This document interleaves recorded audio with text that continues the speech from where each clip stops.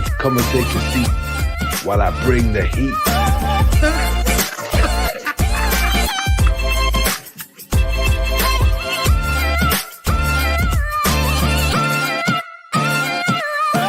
I'm your host with the most. My name is Dizzy, and I'm definitely going to keep you busy.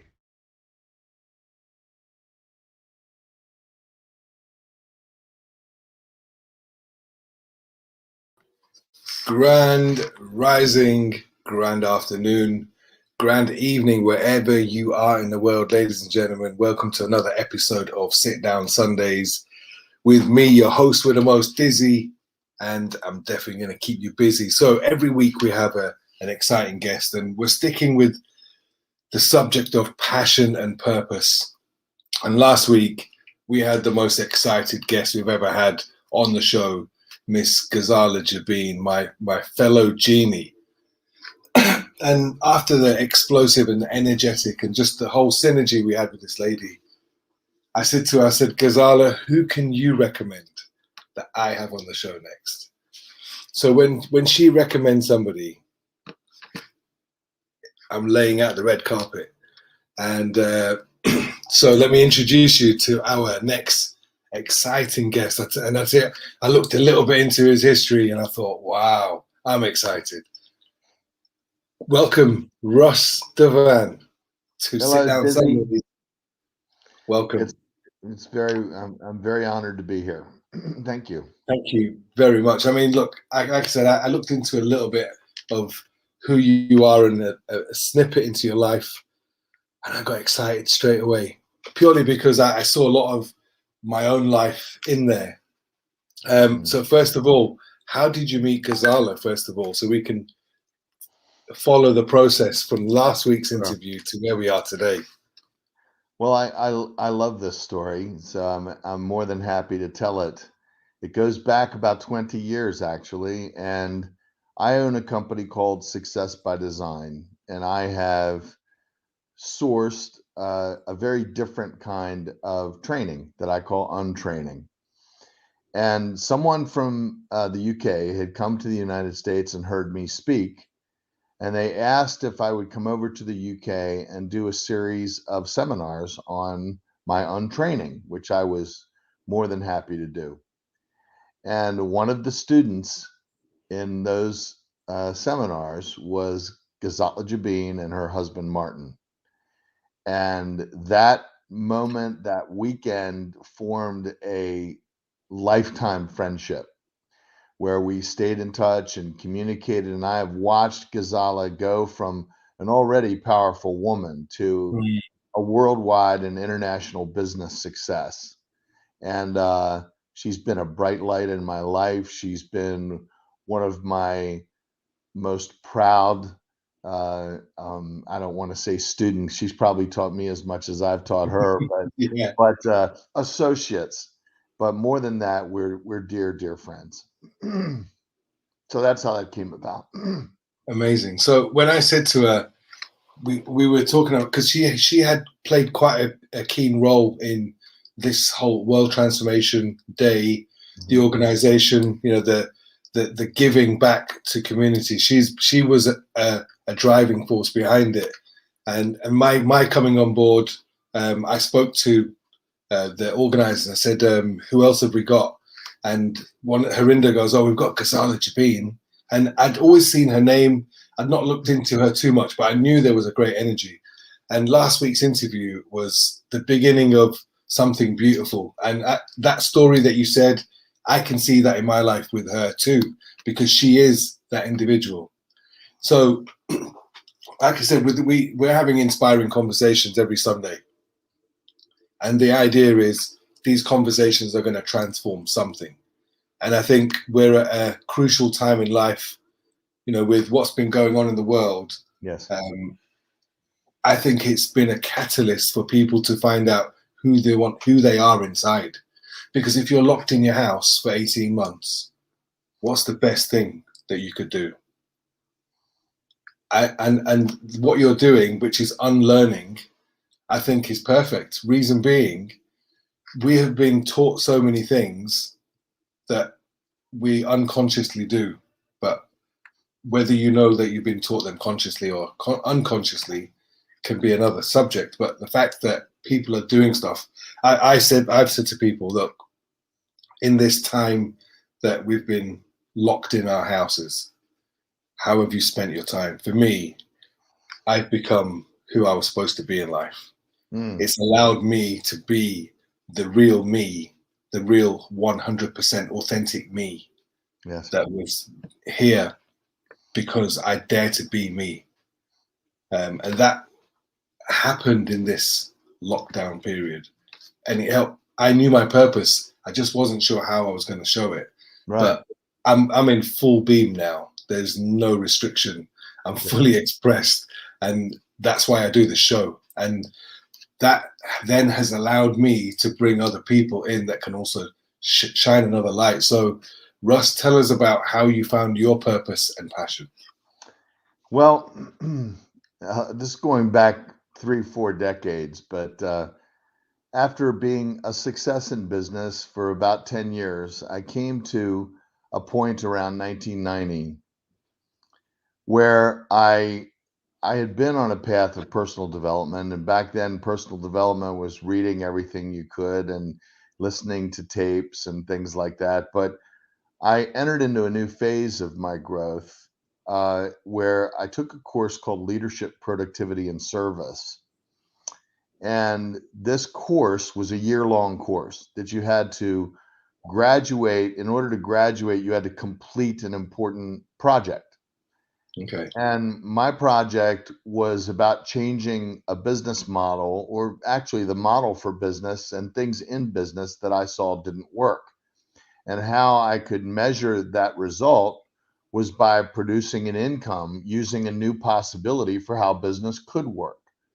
And I created a company called Success by Design. And I did that because I found or believed, and all this is my opinion, of course, it doesn't make it true, but I discovered in my own experience and came to believe that the cultural paradigm is that success lives outside of ourselves somewhere, in some opportunity or some person or some thing. And my opinion was that it didn't, that it lives inside of ourselves. And it's something that many people are not thrown to be responsible for. So I called my company Success by Design because it reflected our own personal responsibility for what we were out to do in life. It was a course that was based in core values and discovering them. And I discovered that my core value was contribution. And God put on my heart that my purpose in life was to see other people's gift and show it to them. So I created a company that was based on changing business paradigms. For instance, the areas where people get stuck. And for 10 years, I'd watched people get stuck in the areas of looking for customers or prospecting, in the areas of selling and recruiting, and even in the areas of goal setting and time management. And when I looked at it closely, I discovered that so many of these things and how they've been taught to overcome are rooted in false beliefs. I'll give you an example. For instance, the example and the paradigm for prospecting, basically worldwide, all the things that tell you how to get prospects are based on an idea of the warm and the cold market. Would you agree? I mean, everything's against the backdrop of the warm and the cold market. Obviously, the warm market is people we know, and the cold market is people we don't. Well, okay. So do you think that the people you know are necessarily more likely to buy from you than people you don't? I say, no, they're not. And yet the perception is that they are. So let's say people go to that market and they frame different techniques and different ways to get at that market. And they decide, this really isn't where it is. I better try the cold market. Well, the cold market is people you don't know. So in the cold market, you need tips and techniques. So what do I say to get a stranger to do this or do that? Here was a breakthrough for me. What if whether you know someone or don't know them isn't what makes them a prospect? That takes the whole warm and cold market and turns it on its head. And I say, in my experience, it's not whether you know someone or don't know them that makes them a prospect. It's the conversation. So what comes next for people is, well, what do I say to get somebody to do something? Well, here's another one. What if it's not in what you say? What if it's in what you hear?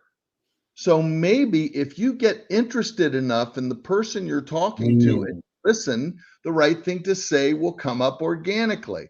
So I built a training around that, beginning that, and turned the model for selling and recruiting and goal setting and time management on their heads. But I've never positioned it as the right way or the best way or the new way to do something. It's just a possibility. And the reason I frame it as such is people have room to choose and believe around possibility. If you make something a I like it. position, then people resist. So I've built a life and a training out of my own personal experience and development and opinions, and created something called Success by Designs on Training. And my mission has been to support people in discovering how powerful they are, and that it's up to them to be responsible for their own success, that it doesn't live outside themselves. Neither does motivation. Motivation lives inside of ourselves. So the idea that we can keep people motivated is like plate spinning. The way to keep people in action is to find out what people are committed to and provide them a path to get it. I like the sound of it. I love how you've put a different spin in it, because I've not heard what you've said the way you've said it about what you've said at all before. So I'm quite excited. I hear that a lot.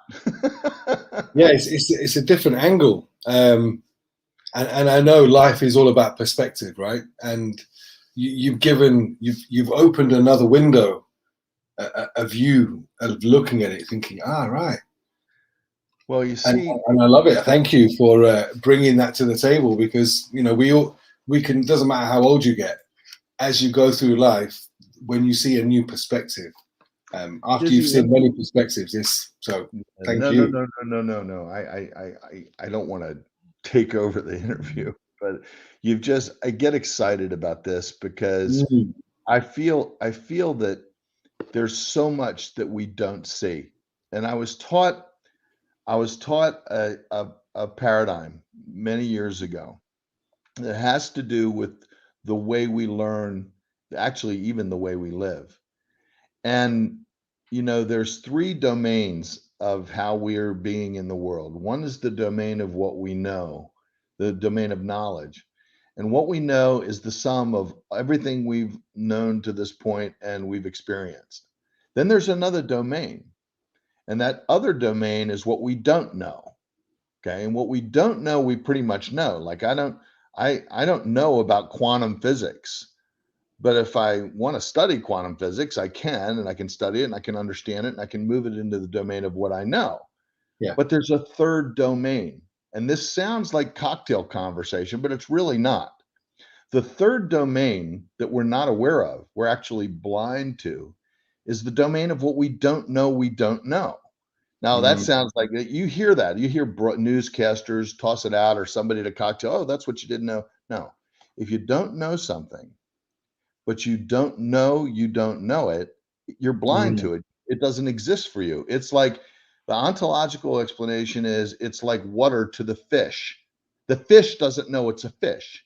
The fish doesn't know what water is, but it lives in it. It breathes in it. And that's how we are in the world. We're surrounded by things that we don't know, but they're right there in front of us. And there's plenty of examples of this that are everyday examples that people just aren't aware of. So I can give you one. If you've ever driven well, of course you've driven a car, but if you own a car, why is it that when you buy a car, that suddenly it's the only car you see? Yeah. Like, have you ever had the experience of buying a car and then all of a sudden there's one car next to you at the light or in a parking lot? It's the only car you see because you have a unique distinction for that car. You don't go around noticing every car that exists. You have the distinction called your car. And in this type of in this world of ours, you Mm. can unconceal things that are right in front of you. You don't have to learn a bunch of new stuff. If you can learn to unconceal things that are already there, it's a Mm. much easier and much more fun way of going at knowledge. Oh, 100%. So if you've got your notepads out, I hope you've been making notes. Otherwise, you're gonna have to rewind this once it's been gone live. So um, let's talk about, how does somebody become aware?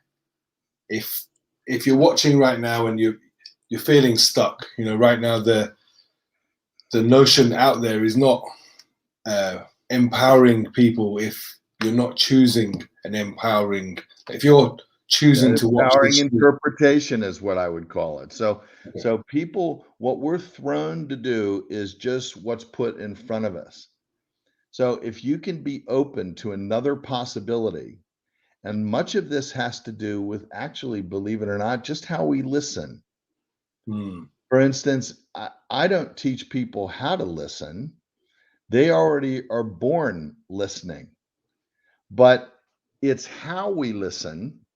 It's Okay. how we listen and how we listen to others that creates our world. So if we learn to listen and listen to others, not just act listening. Like, you see, and the trouble is, we've got an already listening in our head. It's always there. Like, do you like me? How do I get this? I disagree with you. All these things are going on when we're in conversation with people and we're not there.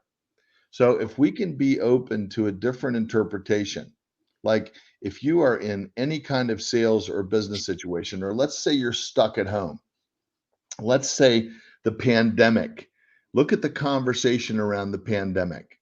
One of my greatest mentors and coaches told me something one day that changed my life.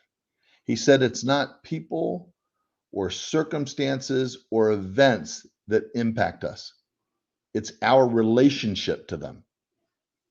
So if Mm. you begin to see things as another possibility, if you don't hear everything that's put out as the truth, if you start challenging and questioning and thinking about things and then deciding maybe a positive interpretation of something, there's two sides to everything in the universe. Mm. There's no such thing that has one side.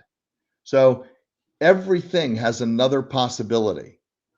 Yes. So if you live in possibility, if you start challenging, if you see what's congruent with your core values, if you begin to listen and be interested in other people, how different would this world be, Dizzy, if we could be open to another point of view that we didn't agree with? If just Mm. people just were willing to listen, not listen like it was true, not listen like it was something on us, but we had some choice around it, but we listened to it anyway and considered it. And if we wanted to have a different interpretation, we could. Mm. But instead, we let things disempower us out of how we're hearing them and what Mm. we think they mean. And they don't mean that. They're not necessarily so.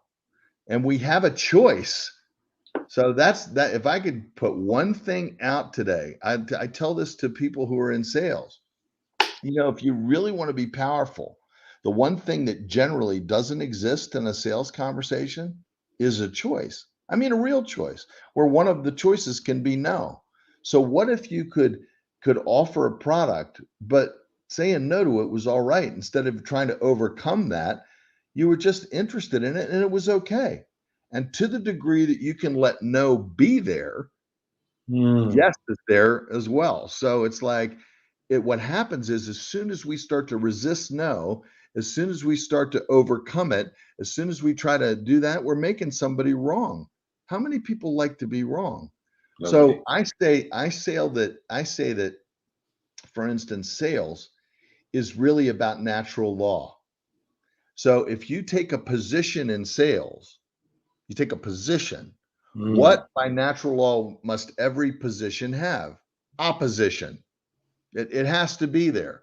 There is no, so sales by any definition is a force, and a force calls forth resistance. But the question would be this: is there resistance floating around in the universe somewhere looking for a place to happen? No. So if you remove force, resistance disappears. Has to. So resistance works best if you don't create it in the first place. Yeah. Okay. So Yeah. I mean this is just a little bit, but and as you can tell, I'm very opinionated. Yes, I can see. Right. So look, what we're going to do, and I like what you're talking about, possibility, because it's a very easy thing to do. If you're asking someone, all you're doing is you're just saying, just listen. And that's something anybody can do. But talking about possibility, there was a song created for this organization, and I think you will like it. I don't know if you've heard it yet, but I always play it on the show, and I think this is the perfect opportunity to play this song. So good. Russ, can't wait to hear it. Enjoy. This is a message for everyone who is listening. Hearts and minds connecting, building a world community. This is the moment the people are coming together. Spirit of transformation, reunite in the meaning of we. What is the biggest thing that you can dream of? What can you do to make it true? Well, Transformation Day, let's make a difference. You for me, and me for you. This is the moment, the signal, the klaxon, the ringing, the alarm to awaken, to ignite the passion within.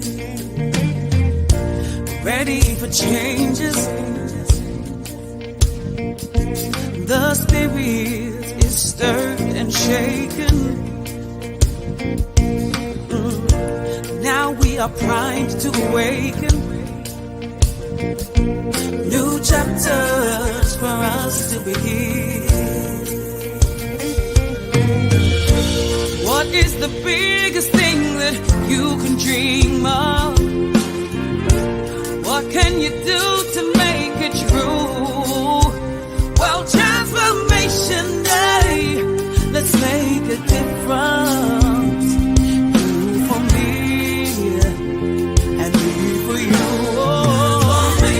What is the biggest thing that you can dream of? What can you do to make it true? Well, Transformation Day, let's make a difference. You for me, and me for you. We can dream bigger. We open our eyes 'cause we forgot that we could see. We can dream better. We sing it aloud to be the best that we can be. Can be. Can be. What is the biggest thing that you can dream of? What can you do to make it true? Well, Transformation Day, let's make a difference. You for me, and me for you. Transformation. What is the biggest thing that you can dream of? What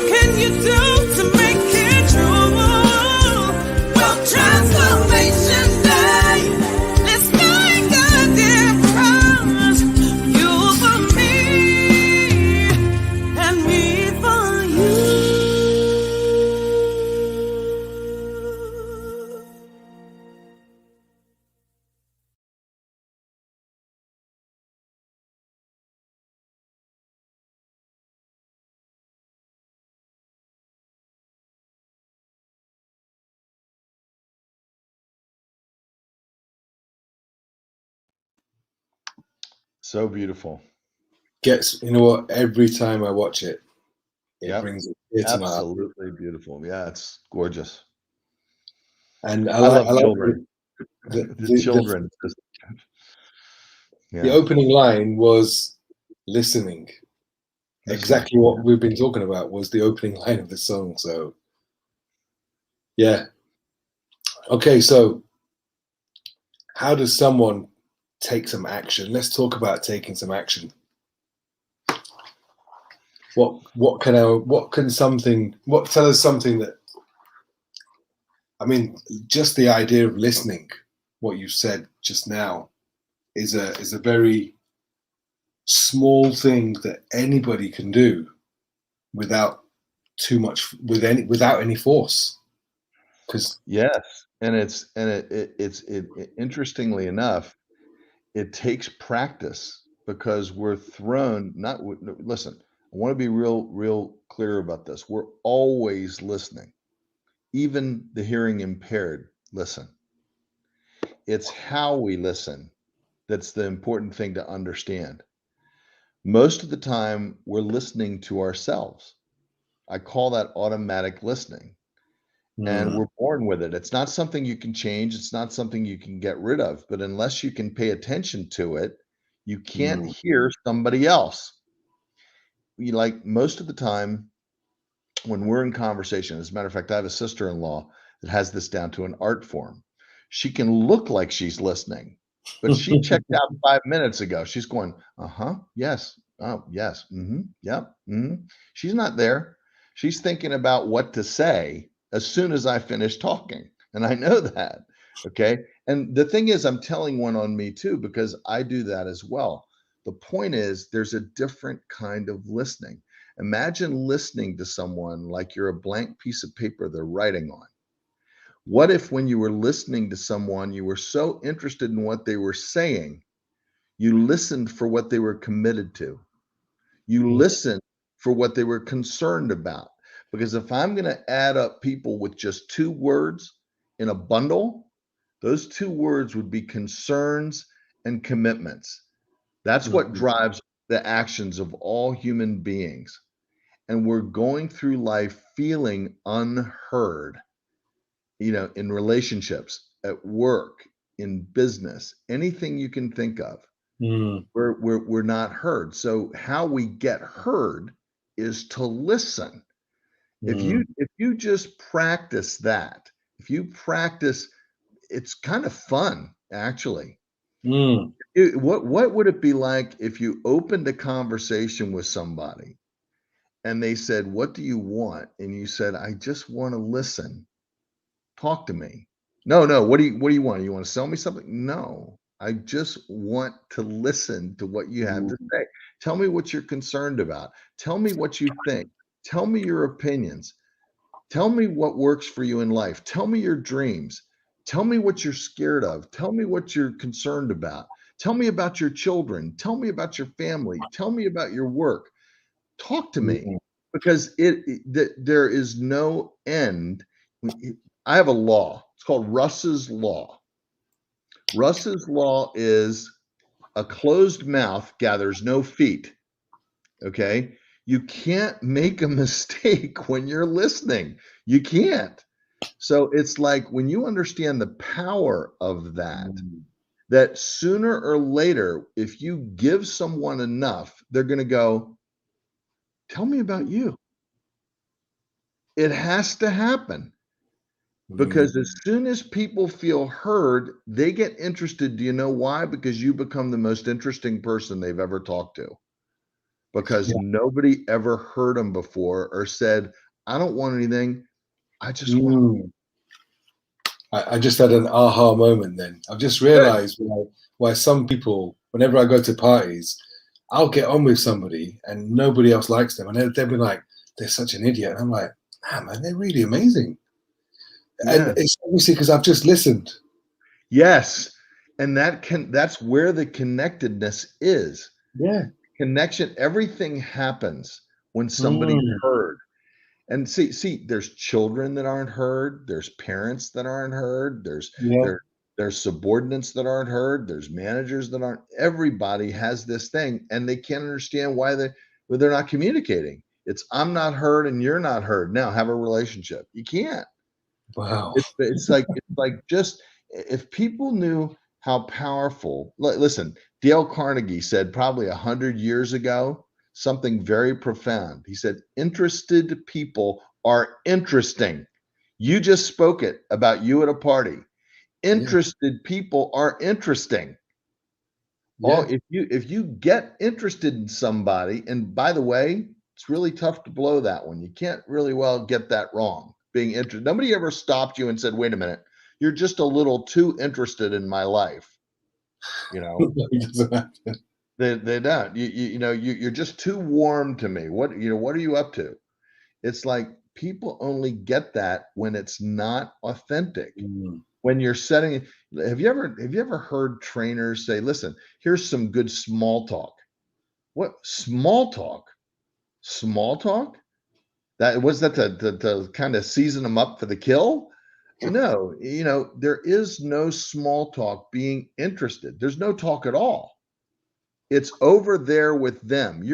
Listening is a gift you give someone, Mm. and they feel like they've been given a gift because someone finally is interested in them. I can't overstate it. No, it is that book by Dale Carnegie, How to Win Friends and Influence People. One of my all-time favorites. Oh my goodness me, yeah. One of It's the all powerful. so powerful. Yeah. I was privileged enough to find that book early on in my life. Upon my travels, when I left home and went to London, I guess one of the books that I got recommended, and I've embraced it ever since. And it's served me every day of my life. I understand, and it's that thing. Who's everyone's most favorite person? Yeah, that's right. Exactly. And what's the station everybody listens to? WIIFM, right? Yeah, What's in it for me? So yeah, that's absolutely right. Amazing. It's amazing that after every conversation I've had with so many people, that's always one book and one subject that you can't escape, because it is the kryptonite for everybody, right? It doesn't matter who you are.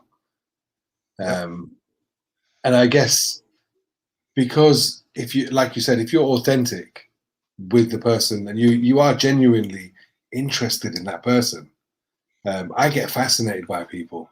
We had a meeting with a gentleman on Thursday in London, and I was intrigued by the meeting before. And one of the guys who organized the meeting, he said, "I've got a feeling, Dizzy, you and this guy, it's going to be dangerous." and it was almost like meeting myself 10 years time. So this gentleman's 10 years older than me, but it's like we're cut from the same cloth. Yeah. And we ended up a 2-hour meeting ended up lasting 8 hours. Wow. We were two peas in a pod. That's wonderful. That's great. Wow. So one of the differences that personal development makes to the individual, because conventional education is not what we're talking about. So with World Transformation, what we've done is we've created a school in the slums of Delhi, and we're teaching personal development, yoga, meditation, and teaching the parents new possibilities, because one of the conversations that happened in the slums was, why should we send our kids to school? They're from the slums, they're never going to make it anyway, so there's no point giving them an education. So what's happened since our academies open in the slums, we partnered up with somebody, and I'm going to play a short video on the difference that this information we've talked about now and that possibility is being given to children in India through our academy. And I just want to quickly share that, because that's the cause that we're here for. And I think it just marries the two, because what we're talking about and listening and what we're doing for the children in the slum is the same thing. So I'm going to quickly play this video. This is a personal appeal to all our friends and family around the world. In April 2018, we launched World Transformation Academy right in the heart of the slum in New Delhi in India. On a regular basis, we have both the slum children and their parents being transformed with sessions of life coaching, yoga, and meditation. Regularly, up until now, we have between 500 to 600 people attending these sessions every month. The cost is approximately about £1,000 a month. Our vision is to expand this to all slums around the world. So we've been able to do this work with the help of our generous sponsors. But what we'd like to do now is to continue and expand the work that we're doing, is to open the opportunity out to more people to get involved. So if this is something that you would like to get involved in, please connect with the World Transformation Organization, or you can make a donation, whether it's a monthly payment or a one-off payment, using our Just Giving link. Did you know over 65 million people live in slums all over India, and 6 million of them are children? There are more rapes and suicides in slums than anywhere else in India. We want to impact these figures with your partnership. So we really need your help right now. This is a personal appeal to all of those that love making a difference. We urge you to generously contribute to our cause through the Just Giving link, and watch the 6-minute video that follows this, just to get a real feel of the difference that your money will make. This is an amazing cause. We look forward to your partnership. I live in Kalkaji slum area, and I want to be an IPS officer because I want to stop the crimes and rapes for girls and these things. I want to change my sister's life. 17% of women experienced some form of physical violence in the past year. Individual factors related to the husband, like poor socio-economic status, consumption of alcohol, extramarital relationships. Reported cases vary from domestic violence to brutal rapes, mental harassment to sexual violence. Many more cases go unreported. A woman is raped every 20 minutes in India, National Crime Records Bureau. I'd like to narrate a small incident that one of our volunteers narrated to me. She said that there was this young lady who had come over for her 3 introductory sessions of meditation. And on the 3rd day, when she had a one-on-one session with the trainer, she broke down completely, and she said that, last night I wanted to commit suicide because my husband is a gambler, he doesn't work, and whatever money that I get home, he takes it all and spends it all in gambling, and there's no use of my life. My life has been a struggle, and her mother-in-law was so scared and petrified that she sat beside her throughout the night, scared that she would take that extreme step. And in the morning she got up, she got dressed, and she came for her meditation session. About 800,000 people commit suicide worldwide every year. Of these, 135,000, 17%, are residents of India, a nation with 17.5% of the world's population.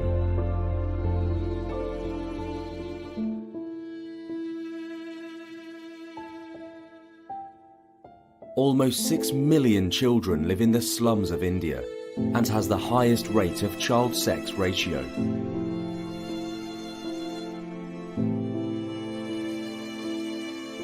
8.9% of the total victims of rape were girls under 14 years of age, while 16.1% were teenage girls 14 to 18 years.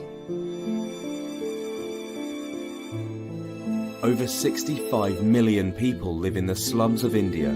Slum dwellers usually earn $1,900 a year.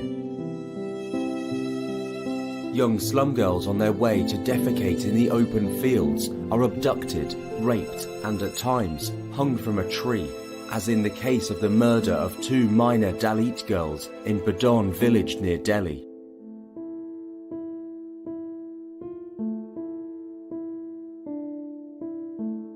Since the launch of its personal development school in the New Delhi slum, World Transformation Organization, through its regular life coaching, meditation, yoga, and motivational training, has started to transform the lives of slum children and their parents. For the first time in their lives, the slum community is being taught how to create dreams and goals, and have started their journey to realize them.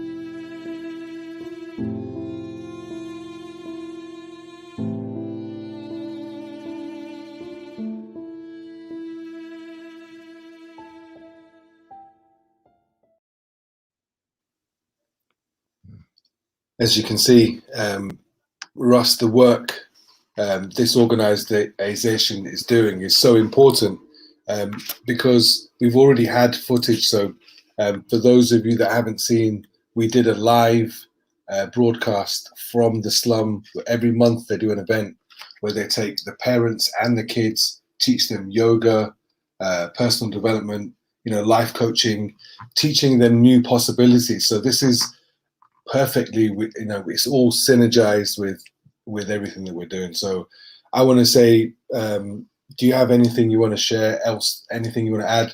I think I'd like to round it off at 44 minutes and 44 seconds. I can see that perfect synergy coming up. So Russell, if you'd like to add any more.